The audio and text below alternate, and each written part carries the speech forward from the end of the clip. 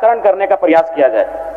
अध्यक्ष महोदय, साथ ही साथ हमें आशा था कि इस बार के महामहिम के अभिभाषण में झारखंड का सबसे महत्वपूर्ण और ज्वलंत मुद्दा 1932 के खतियान के आधार पर स्थानीय नीति, इस पर चर्चा होगी। सरना धर्म कोड जो आदिवासी समूह की एक बहुत लंबे समय से चली आ रही मांग है, उस पर चर्चा होगी। कुर्मी समुदाय जिस राज्य की एक आबादी जिसने शहादत की एक लंबी फहरिस्त है, उनके एसटी इंक्लूजन पे चर्चा होगी। इस राज्य का एक सबसे बड़ा समूह ओबीसी वर्ग, उनके आरक्षण में बढ़ोतरी की। आपका समय समाप्त हो गया। सेकंड दे दीजिए, हम कंक्लूड कर देते हैं। उस पर चर्चा होगी, लेकिन बड़ा दुर्भाग्य की बात है कि महामहिम के अभिभाषण में, जो वास्तव में सरकार का भाषण ही होता है, इन महत्वपूर्ण विषयों पर चर्चा नहीं हो पाई।